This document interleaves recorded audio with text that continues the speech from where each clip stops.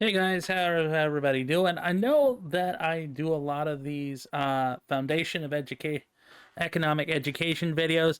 Believe it or not, I actually do enjoy and like some of them. Unfortunately, the ones I react to, like I'm going to react to this one, and I'm actually going to talk about. I do this mainly because it seems like sometimes they tend to either forget to put certain details in, or they just don't seem to think about it, or it's kind of more, which makes the videos kind of disingenuous and not as honest as they could be or should be. But this one is going to be talking about supposedly why in America we can't have smaller, more economic cars. Ugh, look at this pickup truck compared to this old one. Cars have gotten so massive. Not really. On average, automobiles today are smaller than they used to be. The average car length now is 16.5 feet, but in 1960 it was 17.75 feet. And most of those were sedans, not trucks or SUVs like people are driving now. The largest American sedans ever were manufactured decades ago. And in fact, the record for biggest sedan ever manufactured is still held. Okay, I'm going to stop right here and sit there and go, you're comparing apples to oranges here. And say, oh, well, not really, because cars are actually smaller than they were back then. Yeah, you're talking about trucks. That actually has nothing to do with that. What would have been more educational would have been to actually talk about the chicken war that the United States waged with Germany during the 1960s and 70s. And for those of you not familiar, that was a literal trade war we fought with Europe over the fact that they didn't want to eat our chicken. That somehow, due to politics, tied into our automotive industry. I'll comment more on that in a minute. By the 1974 Cadillac Fleetwood, nearly 50 years later. Okay, so cars have gotten smaller, but why does it seem like trucks have gotten huge? Because we're looking at a cherry-picked meme right now. Graphics like this are all over the internet. They compare compact trucks manufactured in the immediate aftermath of the fuel embargo to large trucks today. But the truth is, the average automobile today still hasn't returned to its pre-embargo size. And while trucks are one exception, it's not because Americans have an obsession with giant trucks like some have alleged. The EPA is at fault here, not consumers. CAFE regulations made small trucks impossible to manufacture. Wait, compact truck? That is actually a blatant lie. I'll let it play for a little bit more and then I'll explain a Trucks bit were more. wiped out by regulations that were there to improve fuel economy? Yep, most consumers don't need a full-size truck, but CAFE standards require small trucks to be so fuel efficient that they're just not profitable to manufacture. By 2025, a 55 square foot truck would be required to get nearly 50 miles per gallon, which is a lot to ask. But if you were to increase... Not if you're manufactured in Japan, Germany, the UK, France, literally anywhere but America. its footprint to 75 square feet, it could get away with something in the high 30s, which is more achievable. That's also Okay, not actually why they do that. so it's the government's fault small trucks are gone, whatever. And sure, sedans are smaller than before.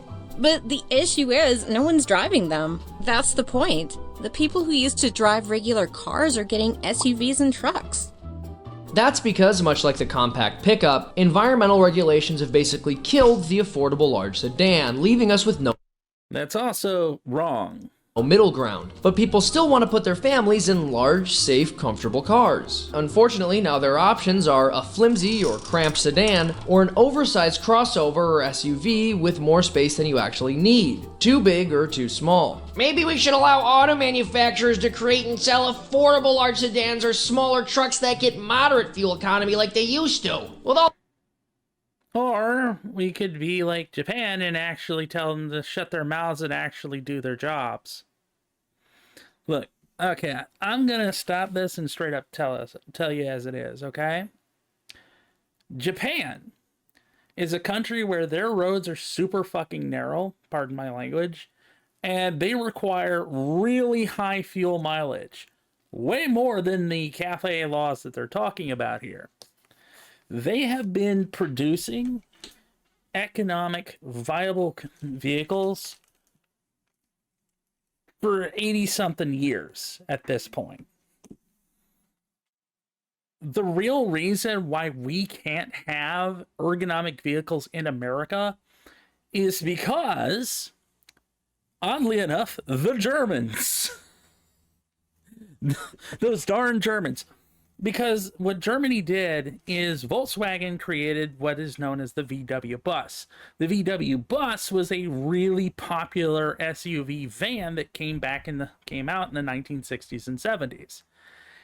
It was outselling literally everything manufactured here in the United States. So, taking advantage of a trade war brought on by the United States trying to force Germany and other European countries to eat our chicken because we were raising them far faster, far better, and far quicker, but they wanted to only eat their own chicken. So we decided to start making tariffs on imported chicken from those countries, and vice versa.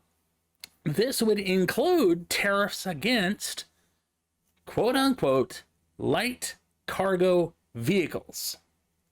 This was done by Lyndon B. Johnson as a favor to the Automotive Industry Union, or the Automaker Union. This is why a lot of our trucks are actually bigger in comparison to Japan's trucks, or trucks from Germany, or trucks from the UK.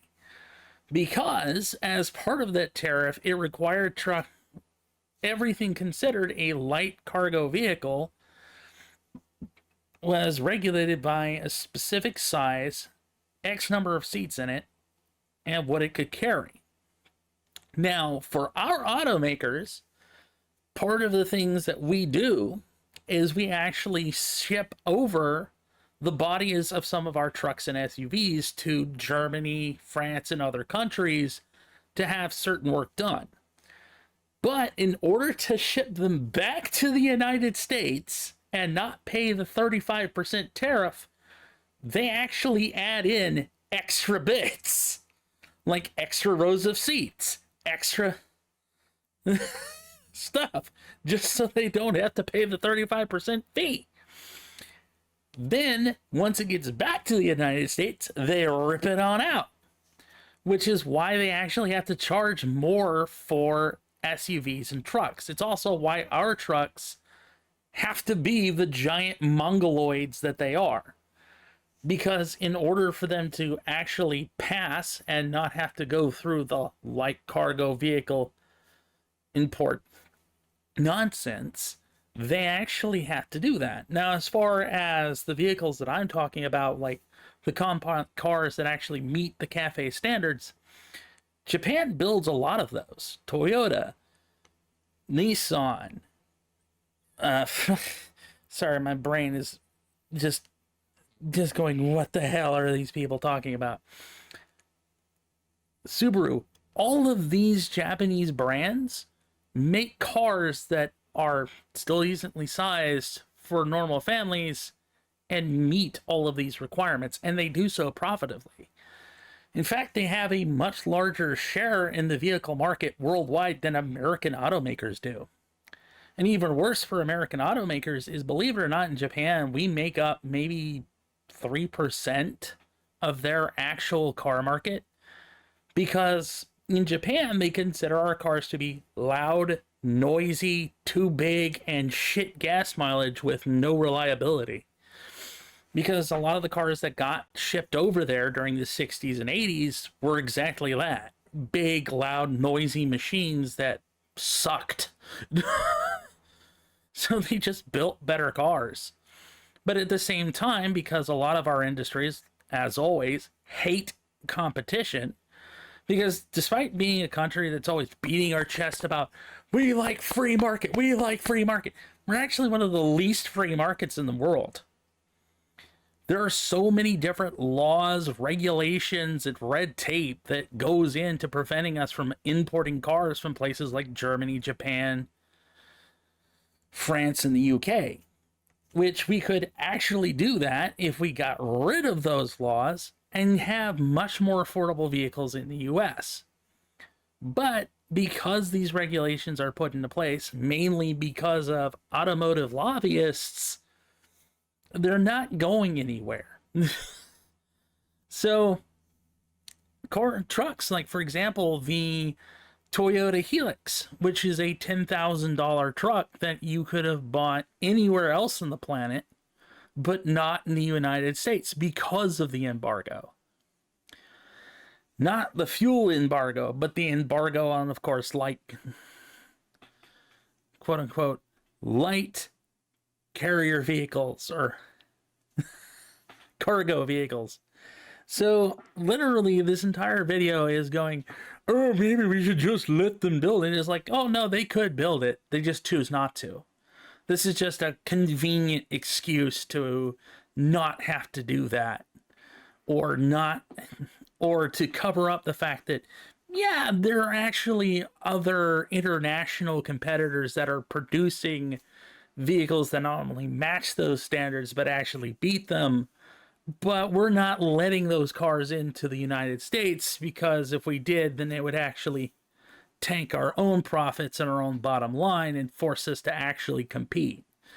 And Japan and other countries are actually don't really buy a lot of American cars because of that. That whole thing of them demanding that they meet their requirements and let them do whatever. And they're like, no, either meet our requirements or don't sell in America, don't sell in our countries.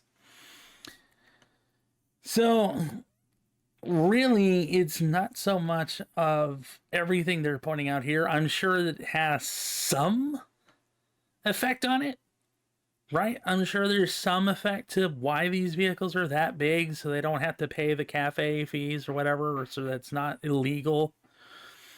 But the fact of the matter is, there are engines that are that fuel efficient. There are vehicles that can be built that size and be that fuel efficient.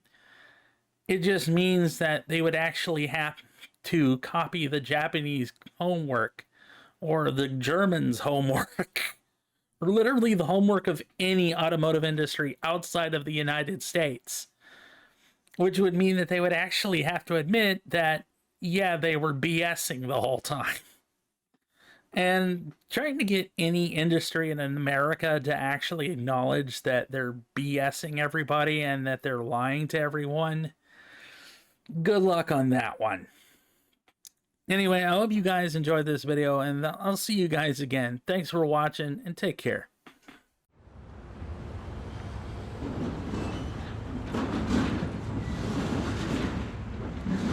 Hey everybody, this is Editing Isaac for the video. I want to kind of talk a little bit more about some of the stuff I was talking about. The fact of the matter is that, yes, when it comes to American industries, especially the American automotive industry, our main thing that we do if somebody starts making something better than us is to go cry to Uncle Sam and have tariffs and like put onto vehicles to make and everything else to make sure that those things can't come back into the United States. Now, again, part of the thing they're talking about is the size. Well, the size of these cars and stuff, like I said already previously, is due in part of the chicken war that we had, and of everything else that was tariffed during that chicken war, during that law, has been let go. We no longer tariff them anymore. The only thing left that is still tariffed are light cargo vehicles, which oddly enough has started kicking the American manufacturers in the rear too. But they won't lobby to get rid of those laws because they benefit far too much from them. It would literally, getting rid of those laws would mean the revenge of the German bus, as well as the coming in of the Toyota Helix, which is a $10,000 truck that can do pretty much anything. But I also should note that it's not just the fuel economy and the size of Japanese cars that actually is why the Japanese don't like American vehicles. It's also because of the way of how customer service is handled. See, in Japan, auto dealerships are nowhere near like us. And an auto dealership in Japan, if you want your car to be fixed or changed in a certain way, you can get it customized directly at the dealership. You can't do that in the United States. Their dealerships also have a tendency of literally calling them back after they purchase the vehicle after a certain number of years to make sure that the car is still going well and to offer upgrades to those vehicles. In America, dealerships, once you buy the car, they don't give a damn. They literally just leave you to be by yourself. And so Japan's standards, not only in terms of the kind of cars that are allowed in their country, but also the customer service required, has really kept American automotive manufacturers out of their country. But that really does still boil down to American automotive manufacturers just being lazy and not wanting to actually provide the kind of customer service that other manufacturers are willing to provide. And it's the same thing with Europe and other parts of Asia. Believe it or not, racing is actually really big in those countries. So we know a lot of the performance because of these races. And part of that is because races, unlike America and NASCAR, in order to participate in European racing, each manufacturer has to actually produce a street version of that car. I think it's used to be like 25, but then there was like an uproar because BMW made this uber awesome car. So they had to make it like 250. But it was literally to participate in European racing as well as races in Asia, the manufacturer has to make X number of street versions of their race car.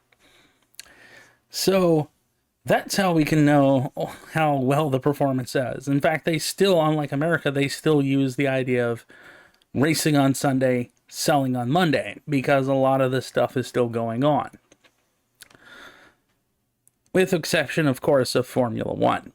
Now, again, the reason that we don't get to have smaller, ergonomic, gas-friendly cars is, again, because of tariffs and nonsense. Now, even what cars that still come over from Japan, Germany, they still have better gas mileage. You look at a Toyota Elantra, I mean, shit, that thing's still already, for its size, getting 40, almost 50 miles to the gallon.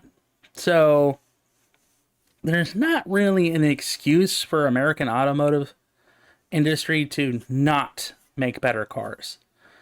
It's just the classic thing of them being lazy and not wanting to put money back into the business, which is kind of sad. American industry likes to pay lip service to how capitalism is supposed to work. Competition, investing back into the business, but when it comes to actually acting on it, they do a very piss poor job of it. Anyway, hope you enjoyed this little in bit of the video, and I'll see you next time.